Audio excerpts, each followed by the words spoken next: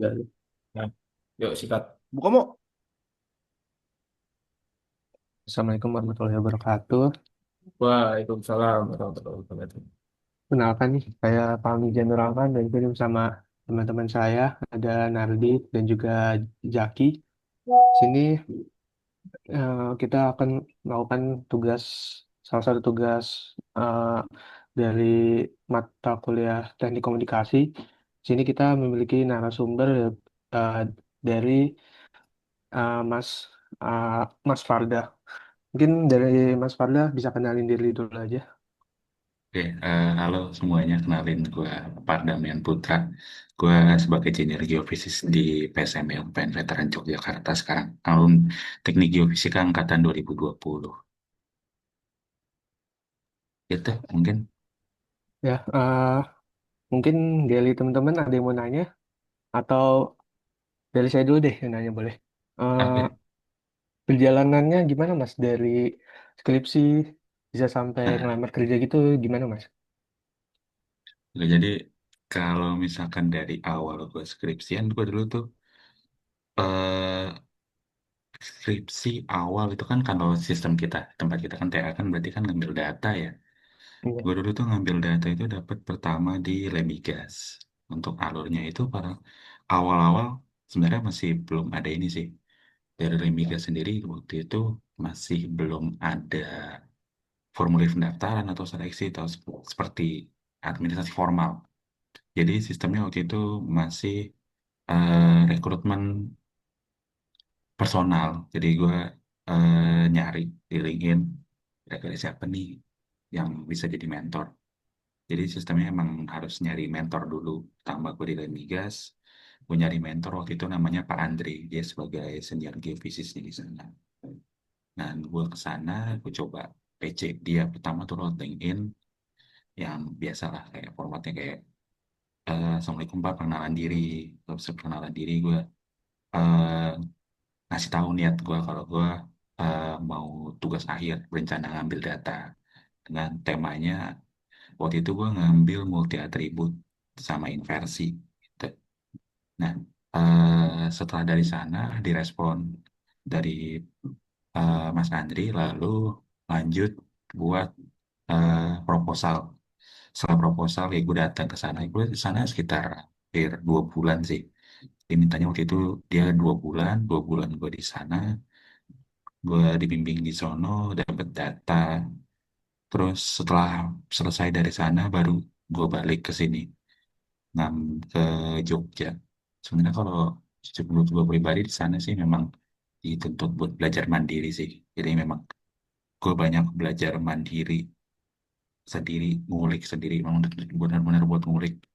Karena yang biasa kita lakuin biasanya kalau misalkan lu di praktikum biasanya sampai mana? Kalau misalkan lu yes. lakuin seismik gitu-gitu.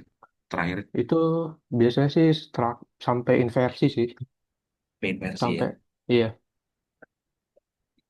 Ya sama sih, berarti tambahannya mungkin di multi atribut sih. Jadi emang gue lakuin inversi. Inversi di HRS juga kan. Sekarang masih Iya di RS. ya misalnya di HRS gitu. Gue juga sama. Di sana juga base-nya kemarin tuh masih HRS. Tapi mungkin yang menjadi pembeda di multi atributnya. Karena kayaknya yang multi atribut nih biasanya kan belum ada jarang. Tutornya apa? Udah ditutor sekarang di ini. Praktikum belum ya? Belum sih Belum mas, ada. masih iya masih basic-basic kayak Heeh. inversi juga model base itu. Oh iya. Ya nggak apa-apa sih, wajar sih. Soalnya kan nggak semua pengen masuk lebih dalam di seismik kan. Jadi mungkin agak sedikit lebih khusus. Jadi emang multi atribut peringkingan tuh gue ngulik sendiri. Ngulik dari health-nya Hansen and Russell waktu itu. Jadi gue juga HRS juga masih belum pakai yang versi 11 ya kita sekarang pakainya ya. Yang baru kalian tuh. Ini gue masih pakai yang versi sebelumnya itu juga health-nya nggak terlalu, menurut gue nggak terlalu kebantu sih waktu itu. Jadi setelah gue beres dari sana, modalnya sebenarnya seadanya, inversi juga seadanya, si multi atributnya juga seadanya. Cuman waktu itu ya diminta sama Pak Andrinya karena itu memang juga karena Limbigas itu juga service company kan, jadi dia punya klien Pertamina atau perusahaan lain yang punya field, yang punya lapangan. Itu juga data yang dikasih ke gue itu lagi dalam pengembangan.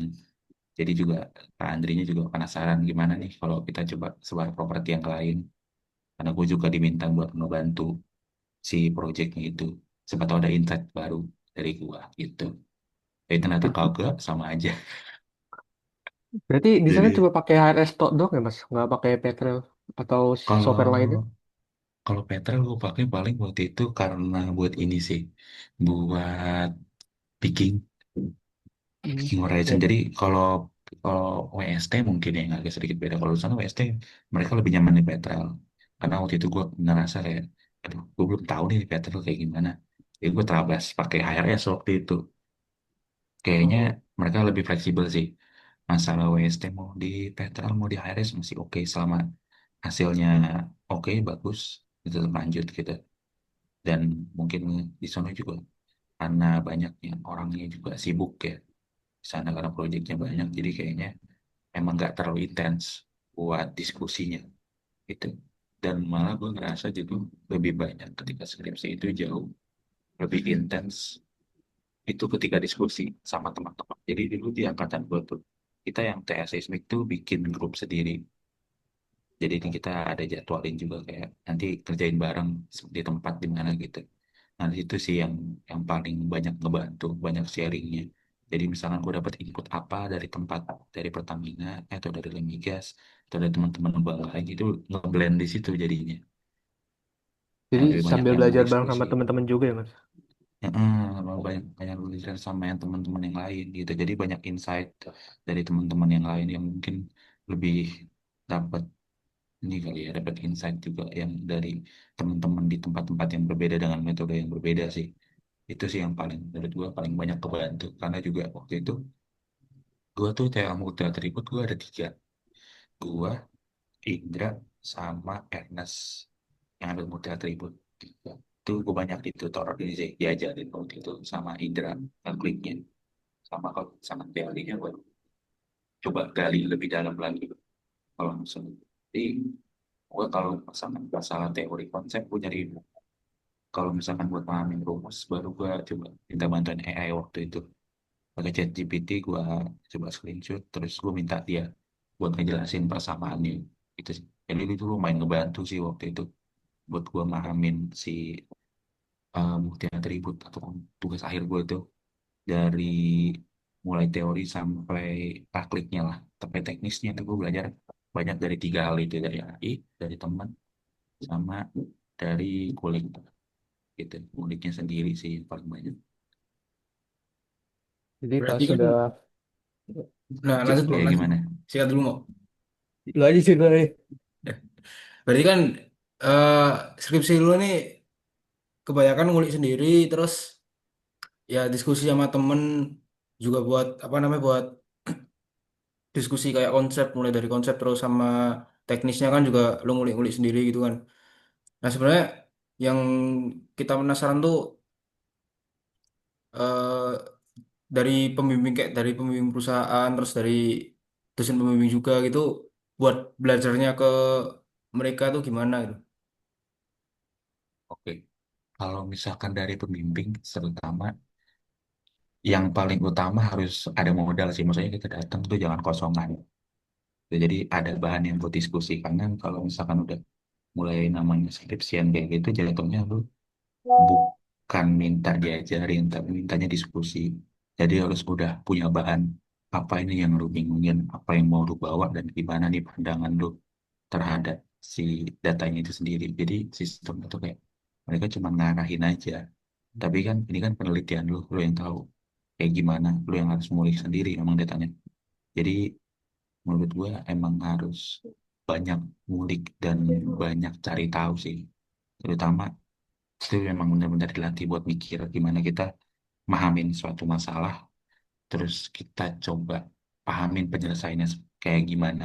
Penyelesaian ini juga termasuk dari metode yang dipakai jadi kayak misalkan gue nyelesain masalah, gue punya delineasi sebaran reservoir, delineasi sebaran reservoir, gue pakai inversi, pakai multi atribut, versi multi atribut nih. Sistemnya seperti apa, hasilnya kayak gimana, QC-nya seperti apa, interpretasinya seperti apa. Jadi itu yang harus dijawab. Dan itu biasanya nanti tertera di skripsi lo juga, itu di bagian bab satunya. Itu nanti harus dijawab di bab 4. Gitu. Gacor emang. Jadi sedikit info ya Kali ya. teman-teman ini, Mas Parda ini eh, saking seringnya ngulik-ngulik teknis konsepnya sendiri, beliau ini bikin PPT tutorial multi atribut sendiri sampean. Gokil. Kagak. Kalau misalkan itu gue emang emang buat ini sih. Gue ngerasa kayak anjir kayak gini tuh jarang gitu. Gue nyari dulu tuh nyari-nyari ngulik tutornya tuh nggak ada. Dari YouTube, dari PDF atau platform itu belum ada yang bikin gitu. Dan gue takutnya apa yang udah gue pelajarin ini jadi sia-sia. Ya kenapa nggak gue dokumentasiin aja? Ya kalau misalkan nanti bisa bermanfaat buat lu pada juga nggak apa-apa gitu. Emang gue waktu itu awal gue bikin gara-gara waktu itu Dita Siva tuh sempet banyak juga diskusi sama gue. Dia juga ngambilnya multi atribut waktu itu. Cuman jadinya beda case karena dia itu dapatnya itu data cepu Oh, oke oke. yang kerayong juga gitu. Terus kayak itu kan karena ingatan gue masih fresh ya. Gue baru beres juga Dita masuk nanya ke gue masih inget gitu. Tapi setelah berapa bulan terus ditanya lagi, anjir kok gue lupa ya. Nah itu gue mulai ngerasa kayak, aduh sayang nih kalau misalkan ini sampai hilang gitu. Kenapa nggak gue dokumentasiin aja? Dari gue dokumentasiin itu gue coba kulik lagi. Cuman itu memang nggak lengkap sih jatuhnya kayak. Maksudnya itu kan masih klik-klikannya doang kan. Gue nggak cantumin teorinya seperti apa. Dan eh, teknis-teknis lainnya lah, interpretasi dan lain-lain itu seperti apa kan itu jauh lebih dalam lagi. Dan menurut gue kalau gue bikin itu gue coba ngebikin ininya dulu aja sih. Si teknisnya. Kalau kliknya itu kayak gimana dulu Iya. nanti eh, interpretasi seperti apa kan menyesuaikan tergantung kondisi lapangan gitu. Nah itu nanti balik lagi ke theoretically nanti mungkin gua rasa orang bisa ngulik lebih jauh gitu karena mesin itu kan biasanya kan machine learning ya, sama machine learning LLM gitu-gitu. Jadinya teori-teorinya sama sama kayak yang dipakai di AI sekarang dan yang biasa dilakuin orang matematik mungkin matematika kan juga dan kan pakai algoritma kayak gitu-gitu juga jadinya itu menurut gua masih hal umum dan masih bisa kita cari gitu di internet tapi si eh, teknis dari klik-klikannya dengan software Hanson and Russell itu belum ada gitu jadi gue Oh, coba buat mau bikin itu ya siapa tahu itu juga bermanfaat buat lulu pada yang di bawah-bawah gua kalau mau pakai nggak apa-apa share aja gitu bisa dipakai oh, berarti gitu awalnya. si HRS tuh beda kayak Gojek Petrol ya. lagi nih. Petrol. Di Petrol kan Gimana? ada di Petrol kan buat langkah-langkah klik-klikannya itu ada kayak Petrol Guru gitu. Nah Heeh. di HRS tuh belum ada berarti ya kayak gitu. Gue belum mengulik si Hansen and Russell yang 11 ini seperti apa. Tapi yang gue lihat di Hansen and Russell 11 ini, dia tuh cuman ngasih tahu ininya aja. Kayak workflow-nya nih, tampilin tabel bread. Lu Oh, disuruh milih nanti pencet-pencetannya apa aja. Cuma kan nanti kan sebenarnya tools-nya itu yang gue pengalaman gue ya ketika gue pakai Hansen and Russell dan si ngelakuin workflow multi atribut itu toolsnya banyak banget dan fungsinya beda-beda gitu. Kalau misalkan nantinya lu asal mencet, asal ngikutin workflow, rata-rata itu nanti hasilnya bisa jadi gak sesuai yang diinginkan. Soalnya itu pengalaman gue pertama kali gue ngikutin workflow-nya itu hasilnya hancur-hancuran gitu. Jauh banget. Nah, di PPT itu gue sedikit gue selipin sih. QC-nya harusnya seperti apa, tapi nggak banyak memang. Tapi seenggaknya lu, maksud gue dengan PPT itu banyak orang bisa nyoba dengan cara yang benar dulu aja gitu. Jadi nggak perlu lu interpretasi atau nggak nanti QC yang begitu jauh. Jadi buat orang yang belum tahu, yang benar-benar baru pertama kali, lu tahu klik-klikannya dulu aja. Kenapa? Karena nanti lu harus hafal itu semua, klik-klikannya itu. Karena si multi atribut ini bakal jadi barang atau metode yang sifatnya iteratif. Jadi iteratif tuh nggak bisa sekali jalan langsung beres gitu. iya. Karena sistemnya kan dia semi, gue bilang kalau Pak Hafiz ya, di bahasa Pak Hafiz itu semi modeling. Kenapa namanya modeling? Karena lu nyoba nyebar data sumuran ke seismiknya gitu. Dan itu tuh butuh beberapa kali iterasi sampai lu dapet eh terutama statistically-nya harus correct, geologically-nya make sense. Itu bahasa Pak Apis tuh. Jadi Hmm. secara statistik benar, lu dapat range nilai, misalkan kita punya korelasi 0 sampai 1. Dan kalau 0,6 itu udah 60% dari satu. Berarti lu bisa dipercaya data lu 60% dan punya data yang sama sama apa yang lu input. Nah, itu secara statistik mungkin benar. Tapi apakah secara geologinya make sense nanti hasil sebarannya? Nah, itu kan kualitatif ya dari kitanya sendiri. Kita coba nyamain, oh regionalnya kayak gini, hasil sebarannya kayak gini, masuk akal nggak gitu. Itu QC-nya gitu. Jadi harapan gua dengan adanya PPT itu lu dapat ininya dulu, dapat teknisnya dulu, klik-klikannya seperti apa.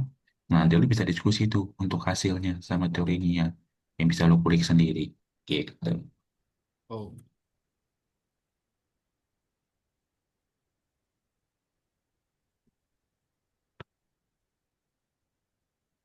dari Mas Nardi Mas, mungkin ada pertanyaan?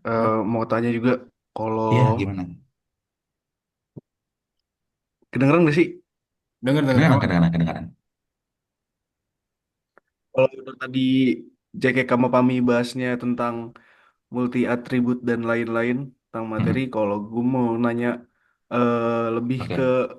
life after kelulusan, Oh, menurut lu sesuai dengan ekspektasi ya. lu apa enggak, Mas? Dan jalan yang lu ambil nih lebih ke Ya. realistis apa idealis? Kalau dari lu, Mas? Wah, ini yang berat sih. Jadi, mungkin gue cerita dulu ya backgroundnya. Gue lulus tuh agak telat. Jadi, emang di ijazah gue tuh gue tertelanya tuh lulus tuh 4 tahun 1 bulan. Jadi, hitungannya memang di bawah, ya di bawah 4 tahun lah. Hitungannya waktu itu. Gue ngambilnya waktu itu November. Nah, setelah lulus dari November itu, jujur paling pertama tuh gue berpikir masih idealis. Kayaknya gue lulusan geofisika gitu. Gue pengen apa yang gue pelajarin selama 4 tahun tuh bisa gue terapin buat kehidupan gue. Ya terutama di kerjaan dong. Itu ekspektasi yang sangat umum dan sangat awal banget yang kita kenapa masuk geofisika gitu ya. Kita pengen ilmu kita bisa kita terapkan untuk menjadi pekerjaan gitu. Buat kita karir kita ke depannya bisa bermanfaat. Nah, ya dari awal itu gue emang udah nyusun plan kayaknya gue harus apa sih yang dibutuhin di dunia kerja itu A, B, C, D, E, F, G. Gue pertama CV gitu. Itu gue dulu tuh dibantu sama temen gue buat nyusun CV. Gue dulu dulu belum tahu ya CV KTS gitu. Kayak gue baru belajar di situ. Jadi lebih kayak apa ya? Update dunia pekerjaan itu seperti apa gitu. Walaupun emang saat itu gue nggak terlalu in touch banget ke sana, tapi gue tuh masih ngulik lewat LinkedIn waktu itu. Kayak, oh, nge-apply nih. Terus apa aja sih dokumen yang diperluin gitu. Jadi gue bawa bikin yang paling awal tuh diingetin Kucil. Waktu itu paling awal tuh gue diingetin sama orang tua tuh buat bikin NPWP. Bikin NPWP itu penting sih, soalnya banyak ditanya juga ketika sebagai persyaratan salah satu yang masuk kerja SKCK gitu-gitu. Jadi gue belajar hal-hal administratif yang menurut gue kayak awal-awal tuh anjirnya apaan gitu. Sepele banget. Ternyata kadang hal-hal administratif kayak gitu tuh penting gitu buat kita persiapkan terlebih dahulu buat kita nyari kerja. Dan uniknya tuh gue baru pertama kali gue tahu ada namanya kartu putih atau AK1. Jadi itu kartu yang dikeluarin sama Kemenaker. Nah itu Kemenaker itu Kementerian Ketenagakerjaan. Kalau misalkan lo baru lulus, lo bisa daftar ke tempat lo, di rumah lo atau dimanapun lah, bebas. Itu gratis. Dan fasilitasnya itu ternyata lumayan gitu. Ketika lo masih dalam masa pekerjaan, lo terdata di sana, kadang-kadang suka ada yang WA gitu. Kayak, ini ada tawaran pekerjaan, walaupun ujung-ujungnya pialang ya. Itu gong juga sih. Maksudnya, anjing pialang dan nyari nasabah. Kalau misalkan nasabah duitnya hilang kan, gua gitu yang kena masalahnya. Tapi enaknya dari Kemenaker maksudnya gue manfaatin fasilitas yang ada diberikan pemerintah. Sama ketika gue terdaftaran kartu itu, ternyata untuk hal-hal kayak skill-skill basic tuh ada sertifikasi juga dari mereka. Kayak gue pernah waktu itu ikut sertifikasi welder, ngelas, ada coy, dan itu gratis. Walaupun gue jauh sih waktu itu ke Serang, Banten waktu itu. Lumayan deket ya dari rumah gue, Tangerang ke Serang, cuma sekali naik bis, gue ikut waktu itu. Jadi kayak itu sih yang gue hadapin, maksudnya awal-awal gue kerja, awal-awal gue lulus, gue masih bingung, cuman masih coba optimis gitu. Tapi itu cuma satu sama sampai 3 bulan pertama sih. Setelah bulan-bulan selanjutnya kayak yang awal itu 1 3 bulan pertama tuh kayak gue nggak mau, gue masih mau sesuai sama TA gue masih mau di geofisik tuh, masih mau digas-digas. Gue liat di LinkedIn, Ciko dikit-dikit banget ya, kayak apa ya, loker-loker yang basicnya migas gitu, dikit. Ya udah mulai goyang lah di situ. Jadi semua gue, "Ya udah deh tambang nggak apa-apa, tambang kayaknya banyak banget nih." Gitu, gue coba bikin CV itu nyesuaiin sama lingkup kerjanya. Kalau misalkan tambang ya gue masukin nanti CV-nya, gue bikin lagi yang versi tambang. Itu gue tonjolin skill-skill atau mungkin pengalaman-pengalaman gue yang mungkin relate sama mereka di sana. Nah, selama itu gue nganggur hampir sekitar 6 bulan, berarti dari November ke April. April gue awal masuk, berarti sampai Maret tuh. November, Desember, Januari, Maret. 4 deh berarti. Maret, 4 bulan gue nganggur berarti. Hampir 4 bulan. Enggak ya, dari November ke Maret tuh berapa bulan sih? November, Januari, Lima, pertengahan. 5 ya, 5 lima bulan bulan, ya. empat November Desember, ya empat bulan. 4 kan, kayak hampir 4 bulan tuh gue situ. Dan di bulan-bulan terakhir tuh, gue justru ketika gue ambil yang tambang gitu, itu lebih banyak dapat dapat interview. Gue Oh, interview hampir 6 kali, dan yang offline itu 2 kali. Itu kerjaannya waktu itu tuh kerjaannya di tambang nikel, dan jadinya itu database KISS, KISS database engineer. Ini mana kerjaan gue tuh mapping juga, bikin peta pertama, sama disuruh hitung cadangan based on surpak waktu itu. Karena waktu itu gue sempet tes yang surpak juga. Jadi juga selama selama gue nganggur tuh gue nyoba-nyoba juga, terutama hal teknis ya. Karena pekerjaan kita geofisik dan geologis ataupun kebumian tuh pasti kalau udah masuk ke ranah industri pasti teknis dulu, karena kita junior. Itu yang mungkin bakal kita perlu kuatin sih. Pertama ngulik software itu tadi. Nah, itu gue based on survei gue lolos, tapi di interview setelahnya dia waktu itu setelah gue tanya evaluasi kenapa, pertama dari background, dari geofisik, hmm. pengalaman gue mungkin gak sebanyak ketika sama orang geologis yang dia basically tambang, main full di Sulpak, ataupun orang teknik pertambangan gitu. Jadi emang waktu itu kalahnya di jurusan, karena beberapa kandidat. Itu yang waktu itu yang di nikel. Kalau yang di batu bara waktu itu, gue interview sekaligus langsung 4 orang. Kayak gue dijejerin di belakang 4 orang, satu-satu maju. Itu tes juga waktu itu tuh jadi grading sih. Jadi di tambang batu bara tuh ketika adanya sampling itu lu disuruh nge-grade si batu bara ini grade berapa, S-nya berapa, kandungannya gitu-gitu. Itu gua kalah karena eh gua nggak ngerti cara si sampling yang baik dan benar itu seperti apa, dan waktu itu kandungan kimianya sih, geokimia gua nggak sejago itu. Gua nggak tahu sejauh itu tentang geokimia batu bara waktu itu. Kadang TA gue juga seismik, ya gue fokusnya masih di sono, dan apa yang gue dapat waktu itu masih basic gitu. Jadinya deh, udah deh, itu pengalaman sih. Kayak gue jauh-jauh dari Tangerang, gue bangun apa berangkat jam 4 naik kereta ke perusahaan nggak baju putih dengan harapan masih kerja, ternyata enggak gitu. Jadi emang emang ada perlu kuat mental juga sih di sana. Mental gak boleh nyerah dan coba evaluasi terus diri lu tiap hari. Belum tekanan pressure dari keluarga gitu, dari lingkungan lah gimana. Lu baru lulus, lu ngerantau jauh, balik, tapi orang lihat lu masih nganggur tuh gimana gitu. Lu masih ada sih tetap. Cuman gue ngerasa itu nggak ngubah apa-apa. Yang perlu lu lakuin ya lu tetap harus terus melangkah maju karena kayak gitu tuh jadi menghambat lu aja. Kayak omongan orang nggak bakal berubah kalau misalkan lu juga masih gitu-gitu aja dan lu nggak nanggepin mereka gitu. Dan setelah itu baru waktu itu lebaran. Beres dari situ tuh eh, ada tawaran waktu itu. Tawarannya dari pembimbing gua, dari Pak Rian. Karena Oh, waktu itu start mau masuk ada project sebelum lebaran SMB. itu. Dibutuh geofisis. Jadi gue masuk berempat sekarang di sana.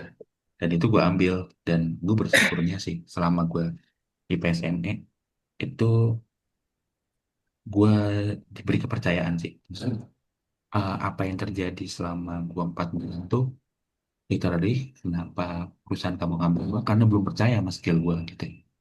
Karena gue mungkin kesalahannya adalah gue nggak nge-off diri gue sebegitu jauh dibandingkan ketika gue di PSME dengan orang-orang yang udah kenal gue, mereka percaya sama gue buat ngerjain pekerjaan mereka. Maksud gue yang jadi pembeda mungkin itu sih. Jadi pelajaran juga buat gue pun juga pelajaran nantinya buat kalian apa yang bisa gue sharing ini. Maksudnya eh, nggak apa-apa, lu pede aja buat nunjukin apa kemampuan lu biar orang tuh percaya gitu. Dan jangan sampai orang tuh kecewa sama pekerjaan lu. Itu penting sih. Integritas lu terutama ketika lu udah bekerja itu penting karena seberapa bagus pekerjaan lu bakal dilihat dari integritas lu juga gitu, nggak melulu soal lu pinter, lu jago ngulik software atau apapun itu, tapi orang lebih lihat integritas lu. Salah tuh nggak apa-apa asalkan lu jujur, terus lu juga bisa evaluasi diri lu dari kesalahan lu itu, lesson learn istilahnya itu. Apa pelajaran yang bisa lu ambil buat kedepannya gitu. Dan yang selalu ditekanin tuh kita kan di sana kan sebenarnya kan peneliti ya, jadi kita jatuhnya research terkait data dari klien dan mau dibuat seperti apa itu kan nanti kan base-nya data dan scientific gitu. Dan yang selalu ditekanin adalah kita sebagai peneliti itu boleh boleh salah tapi nggak boleh bohong. Jadi satu dua hal yang paling banyak gue pelajarin soalnya tuh jujur. Jujur tentang apa yang ada. Kalau bisa bilang bisa, kalau enggak bilang enggak. Kalau nggak tahu nanya, gitu. Itu sih yang paling banyak gue rasain dan alhamdulillah gue bisa dipercaya di sana sampai sekarang gue masih lanjut kerja di PSM, kerjain beberapa project juga. Kayak gitu sih dari gue, Nardi. Nah, gue mau lanjutin Mas. Kalau dari lu nih, ada nggak kira-kira pesan-pesan nih buat kita kita tahun-tahun terakhir di Iya, perkuliahan ini yang sekiranya bisa ngedorong kita lah sedikit ya kayak buat kedepannya gitu.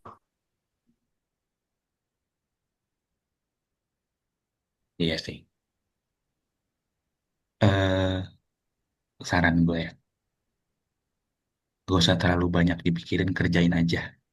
Itu sih yang utama. Maksudnya eh skripsi lu nggak bakal ngubah dunia, boy. Jadi kerjain aja sedapatnya. Paling mentok tuh numpuk di perpus juga paling ngebaca ntar 24 25 gitu.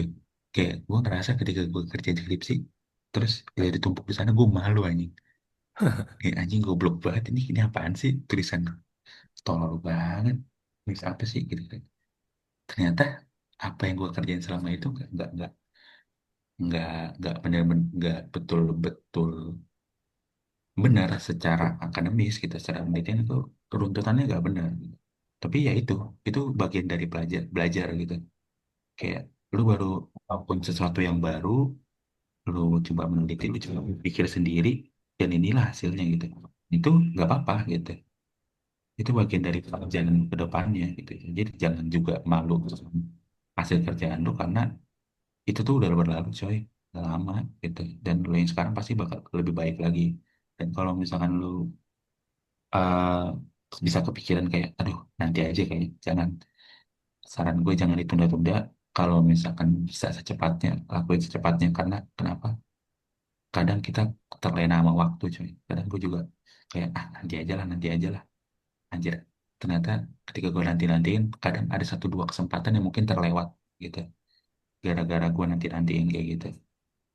Jadi jangan sampai lu nyesel, waktu itu terus berjalan, kerjain aja sebisanya, jangan terlalu banyak dipikirin.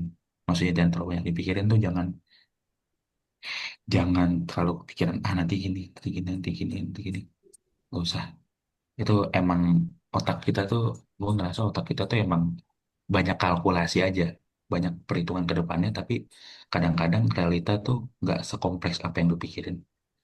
Jadi tetap semangat, pokoknya kerjain aja, tetap semangat. Intinya gimana caranya ini bisa lu selesaikan dengan baik. Nggak peduli itu nanti benar atau salahnya, itu masih bisa diperbaiki. Lanjut aja, kerjain terus, semangat. Sama kalau lu kepikiran nanti buat gimana ke depannya, lu boleh ngerencanain, tapi kadang-kadang tuh di tengah jalan tuh pasti ada aja batunya nih yang lu gak tahu nih kesandungnya di mana gitu. Jadi menurut saran gue sih, belajar beradaptasi aja. Kayak ibarat lu petinju nih naik kering, kalau petinju naik kering tuh kagak kepikiran kan, gue pukul nanti kayaknya kanan kiri gini, gak direncanain kan. Jadi ada bahaya lu ngindar, ada kesempatan lu pukul. Nah, gitu aja. Oh, itu sih kalau dari gue.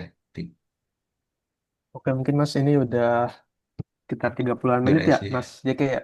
Iya, dari 30 Oke. menit Mas. Ini Uh, udah thank you Siap, banget siap, Mas. siap. Udah dapat pelajaran banyak banget tadi. Mulai dari apa ya? eh Mulai dari guncangan-guncangan waktu skripsian, terus perjalanan habis Iya, lulus sampai tadinya masih idealis, terus coba realistis ke tambang, akhirnya dapat kesempatan di iya. SME ya, dan tahu-tahu jadi motivator. Nggak cuma jago sesbid, Iya, iya. jadi motivator juga, motivator segala lini coba. Banyak merenung coy. Kalau banyak merenung, banyak banyak mikir tuh kita aja kadang-kadang. Jadinya umur kali Jack, faktor umur. Jadi kalau udah mulai tua kayak gue bawaannya, kalau ngeliat lu pada pengen nasihatin aja. Banyak nyesal ya soalnya dulu. Iya, iya, iya. Ya mungkin buat Oke, podcastnya itu dulu Mas. Thank you banget nih. oke, oke, Sorry, sama-sama. Thank you sorry juga. juga apa ngerepotin, ganggu waktunya. Ya, oke. Thank you ya. Kalau Sorry Mas, ini misalkan gue dadakan banget ini. Kita ngajakinnya Ya, juga. sorry banget Mas, dadakan banget Mas. aman aja, sih gue tahu apa ya, paham gue. Jadi terlena. Gue juga dulu telat kok. Aman aja, gue paham lah. Lagi pada liburan. Aman, aman, aman. Ya, Oke. semangat lah ya. Lu pada nih yang mau skripsian nih pada. Percayalah sama gue, skripsian tuh bakal jadi godaan atau enggak jadi musibah paling gede buat lu semua. Iya, iya, iya. Ya Oke, udah. Oke, oke. tutup mau. ya mungkin makasih ya Mas udah meluangkan waktunya, udah ngasih Oke. gambaran juga. Siap, siap. Terima kasih. Wassalamualaikum warahmatullahi wabarakatuh. Waalaikumsalam. Waalaikumsalam warahmatullahi wabarakatuh.